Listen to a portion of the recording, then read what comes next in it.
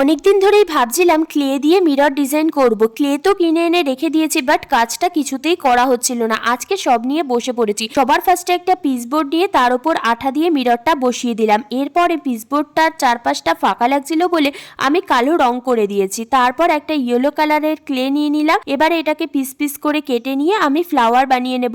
আর ফ্লাওয়ারগুলো কিভাবে বানাতে হয় সেটা তো তোমরা সবাই জেনে গেছো এতদিনে। এটা খুবই ট্রেন্ডিংয়ে ছিল, সো আমি এতদিন পরে এই ট্রেন্ডিং জিনিসটা বানাতে বসেছি। যাই হোক, কোনো রকমে একটা ফুল তো বানিয়ে নিয়েছি। আর জানো তো, তাড়াহুড়ার কাজ কোনোদিনই ভালো হয় না। এটা যেহেতু আমি খুবই তাড়াহুড়া করে করেছি, আমার একদমই মন মতন হয়নি। তারপরে আমি এখানে ছোট বড় বেশ কয়েকটা ফুল বানিয়ে নিয়েছি। আর এবারে ফুলগুলোকে আঠা দিয়ে মিররের চারপাশে বসিয়ে দেবো। আর আমি মিররের উপরে কোনো ফুল বসাতে চাই না বলেই আমি এখানে বোর্ডটা ইউজ করেছি। আর এবারে আমার মন মতো হয়নি তো কি হয়েছে, আমি নেক্সট টাইম আবারও ট্রাই করব এরকম একটা ভালো দেখে বানানোর। সো এই ছিল এটার ফাইনাল লুক। তোমরাই জানাও কেমন হয়েছে।